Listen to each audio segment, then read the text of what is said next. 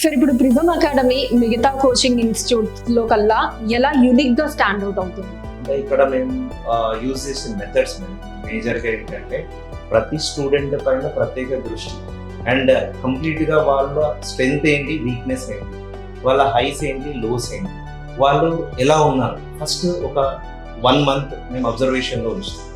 దాని తర్వాత ఒక 2 exams తర్వాత వాళ్ళ స్ట్రెంగ్త్ ఏంటి మనకు అర్థమవుతుంది. అర్థమైన తర్వాత వాళ్ళకి కావాల్సిన సజెషన్స్ కానీ కౌన్సిలింగ్ కానీ ఏర్పాటు చేసి వాళ్ళు ముందుకు ఈజీగా వెళ్ళేటట్టు అండ్ ప్రోగ్రాంలో సక్సెస్ఫుల్గా వాళ్ళు ప్రిపేర్ అయ్యేటట్టు ప్లాన్ చేస్తారు. అండ్ సెకండ్ వచ్చేసి మా class room strength, limited class room strength and highly experienced faculty and completely dedicated faculty and they are much supportive to the students.